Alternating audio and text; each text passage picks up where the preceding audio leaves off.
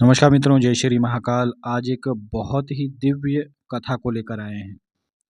जैसा कि आप सभी सुने ही होंगे कि उर्वशी और पुरुरवा राजा के बीच एक बहुत ही प्रख्यात कथा आती है कि इन दोनों ने ही प्रेम विवाह किया था। और जिस प्रकार बाकी ऋषियों के साथ यह कथा होती है कि देवराज इंद्र ने उनकी तपस्या भंग करने के लिए अप्सराओं को वहाँ पर उस ऋषि के पास भेजा संभोग करने के लिए।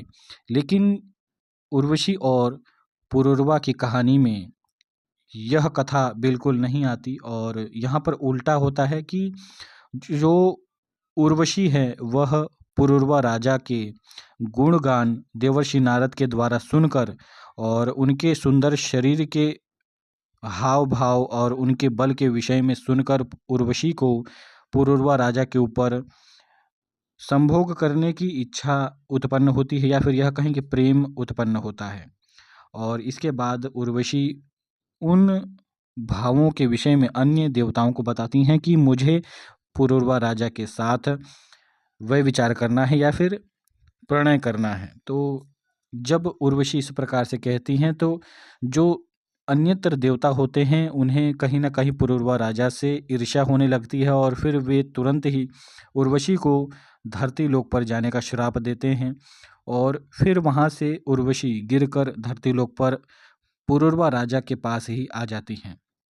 अब यहाँ पर यह होता है कि उर्वशी की सौंदर्यता को देखकर पुरुरवा राजा मंत्र मुग्ध हो जाते हैं, और वे उर्वशी से बिना किसी संकोच के ही प्रणय निवेदन करते हैं। और वे कहते हैं कि हे देवी, मुझे तुम्हारे साथ प्रणय करना है, संभोग करना है, सेक्स करना है, और क्या तुम मेरे साथ इस प्रकार का संबंध स्थापित करने की इच्छा रखती हो। तब यहाँ पर उर्वशी भी कहती हैं कि आपके जैसे बलिष्ठ और प्रख्यात राजा के साथ कौन सी स्त्री वे विचार नहीं करना चाहेगी। लेकिन यहाँ पर उर्वशी की 3 शर्तें होती हैं। पहला, उर्वशी के साथ 2 मेष शावक होते हैं, यानी कि 2 छोटे बकरी के बच्चे होते हैं जो कि उर्वशी को बहुत ही प्रिय होते हैं। और उर्वशी की पहली शर्त होती है कि पुरुरवा राजा उन दोनों ही शावकों की रक्षा करेंगे। दूसरी शर्त वह होती है कि उर्वशी भोग स्वरूप में केवल घी का ही ग्रहण करेंगी, घी ही ग्रहण करेंगी, और वह पुरुरवा राजा को उन्हें देना होगा। तीसरी शर्त जो कि बहुत ही मुख्य थी वह यह थी कि उर्वशी पुरुरवा राजा को केवल और केवल संभोग के समय में ही निर्वस्त्र देखना चाहती थी।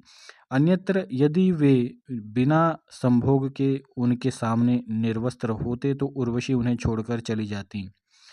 अब इसके बाद पुरुरवा राजा जो होते हैं वह उर्वशी के सभी प्रकार के शर्तों को स्वीकार करते हैं और कहते हैं कि तुम जैसी रमणीय सुंदरी के साथ कौन सा मनुष्य तुम्हारी सेवा नहीं करना चाहेगा, या फिर तुम्हारा दासत्व स्वीकार क्यों नहीं करना चाहेगा। अब यहाँ पर पुरुरवा राजा उर्वशी के समस्त शर्तों को मानते हैं, और इसके बाद उर्वशी के साथ विवाह करके जितने भी रमणीय पर्वत होते हैं, सुंदर वन होते हैं, और जितने भी झील होते हैं, झरने होते हैं, वहाँ पर जाकर पुरुरवा राजा और उर्वशी रमण करते हैं, संभोग करते हैं, सहवास करते हैं, और यह क्रिया लगभग 10,000 वर्षों तक चलती है। इसके बाद उर्वशी पुरुरवा राजा से यह कहती हैं कि मैं आपके साथ संभोग करके स्वर्ग का सुख भी भूल चुकी हूँ। अब यहाँ पर यह होता है कि देवलोक में देवराज इंद्र को उर्वशी की याद आती है, और वे स्वयं यह चाहते थे कि उर्वशी दोबारा देवलोक में लौट आएं।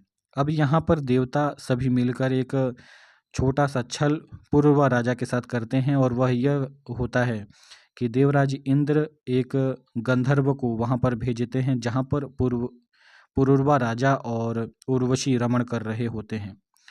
तो यहाँ पर होता ये है कि ये दोनों गुफा के अंदर होते हैं और रात्रि का समय होता है, और जो शावक होते हैं उर्वशी के वह गुफा के बाहर होते हैं।